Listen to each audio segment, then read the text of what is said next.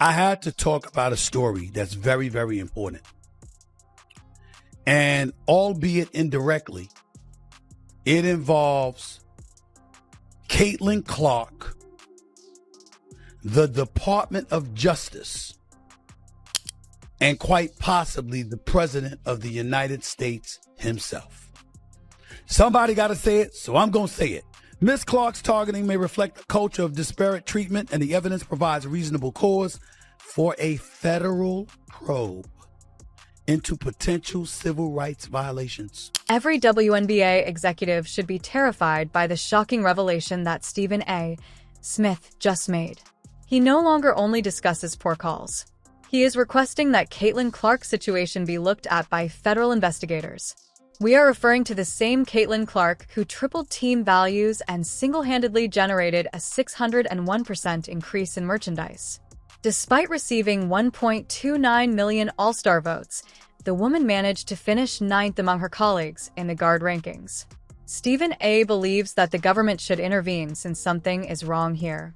If you believe that the government should intervene, please leave a comment to defend Caitlin Clark. Come on. The golden child in her second year in the league, who was top 4 in MVP voting last year, the assist leader last year, a galvanizing talent that has done wonders for the NBA.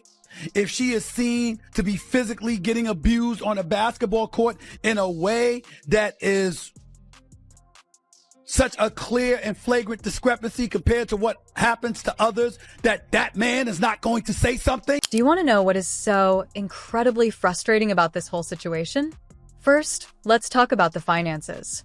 Caitlin Clark joined the WNBA, but she did more than that. Overnight, she turned into its main source of income, bringing in enough money to make her untouchable. The information is astounding. Tripled fever viewing, doubled league viewership overall, tripled team value, tripled league pass subscriptions, and exponential growth in product sales. These bumps aren't little. These are the revolutionary adjustments that leagues hope to implement. Clark increased WNBA app engagement by 613% and secured endorsement deals totaling more than $11 million. Numbers that had never been seen by the WNBA before. We are discussing a player who changed the entire financial landscape of women's basketball on her own. Every conceivable statistic demonstrated enormous increase that was directly related to her presence. Since she joined the league last year, Ms. Clark's impact has been seismic. Merchandise sales soared 601%. Indiana Fever viewership jumped 170%. The team's value tripled. League pass subscriptions climbed 366%. App engagement rose 613%. And her endorsements topped $11 million. She's the economic engine driving the league forward. However, this is where the narrative takes a negative turn. The league permitted her to take punishment at previously unheard-of rates rather than safeguarding its prized asset. The statistical proof is incriminating. Last season, Clark received 17% of all flagrant fouls. This is twice as much as any other player in the league. Give it a moment to settle in. Let me tell you what kind of quotes Trump would lean on. Sophie Cunningham told the Wall Street Journal, she's Caitlin Clark's teammate, the Indiana Fever, the star player of the league is not being protected. Rebecca Lobo, analyst, ESPN. What does she say? Every single one of those plays against Caitlin Clark has been a foul. Consider the implications of this. Officials are missing calls all the time, and the athlete who earns the most money is getting whacked the hardest. You see the woman who increased your team's values being cheaply attacked by defenders. When it occurs to Clark, you're witnessing egregious contact that would raise red flags for more seasoned players go unnoticed. When you watch the video, it becomes impossible to ignore the pattern. Hard fouls that ought to have been egregious. Clear targeting that is dismissed. Late hits that just result in more play. Officials turned a blind eye as the league's most valuable player was abused like a practice dummy. By the way, when she was out for the All-Star weekend this year, because she was hurt, by the way, because of the roughhouse tactics all of those folks alluded to, the ratings dropped 36%. They still had over 2 million views, but they had over 3 million last year. It dropped because she wasn't playing. Now, I told y'all, Candace Parker tried to tell y'all, Rebecca Lobo is trying to tell y'all, the goose that lays the golden eggs, the tide that lifts all boats. It's not a coincidence. This trend shows how poorly the WNBA has handled its most important resource. There is a major problem with your system when your largest source of income is consuming twice as many egregious fouls as anyone else.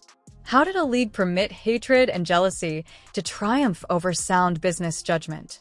How can you see someone completely alter your economic model while neglecting to defend them from deliberate attacks? Do you know what Gino Auriemma said? He said she's being targeted. I don't remember when Michael Jordan came into the league, guys looking to go out and beat him up. Only the Detroit Pistons were looking to beat him up. And then after that, the New York Knicks with Pat Riley and Ewing and Anthony Mason and Xavier McDaniels and Charles Oakley and all of these guys. The John Starks of the world, Derek Harpers of the world eventually, stuff like that. An influential opinion piece in the Wall Street Journal made the case that Clark's treatment should be looked at by the federal government as a civil rights problem. This was no nonsense from a random blogger. This was one of America's most prestigious magazines, and it made the WNBA take attention. The article was candid about what they witnessed transpiring with the top talent in the league. Ms. Clark's targeting may reflect a culture of disparate treatment, and the evidence provides reasonable cause for a federal probe into potential civil rights violations.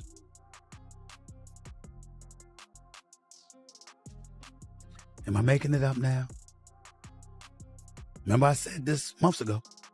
Remember I talked about people being jealous. The Cheryl Swoops of the world and others. Remember I pointed that stuff out? Remember I talked about the rough housing? Stephen A. Smith fully supported this when he said on air that federal investigators have good reason to become involved. He is no longer discussing poor calls. He is discussing recurring trends that can be against workplace safety regulations. People pay attention when someone with his reputation and legal expertise asserts that there is a case. This would mirror the Equal Employment Opportunity Commission investigation into the Erica Hamby's pregnancy discrimination claims against the WNBA and her team. Congress and labor and justice departments would be justified in examining the facts. We are no longer discussing sports commentary. We are discussing congressional monitoring and possible Justice Department probes.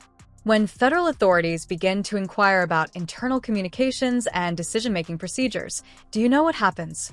Overnight, everything changes. Each correspondence is carefully examined. Every conference is examined. Every choice about policy is closely scrutinized.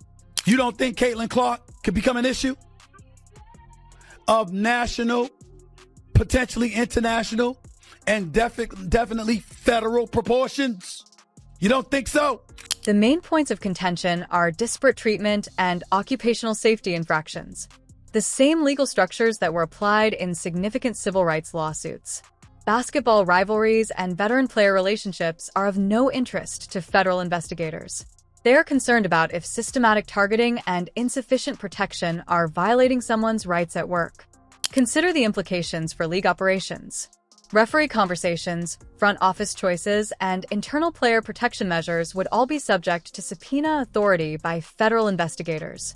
They could want answers for why the most valuable player in the league received twice as many flagrant fouls as any other player. They could examine whether the WNBA's poor response to blatant targeting led to a hostile work environment. But 17 flagrant fouls have been called against people for beating up on Caitlin Clark. That's practically double what's happened for any other player in the league. They have evidence to say she's being treated unfairly. It's not a coincidence. This trend shows how poorly the WNBA has handled its most important resource. There is a major problem with your system when your largest source of income is consuming twice as many egregious fouls as anyone else. How did a league permit hatred and jealousy to triumph over sound business judgment? How can you see someone completely alter your economic model while neglecting to defend them from deliberate attacks?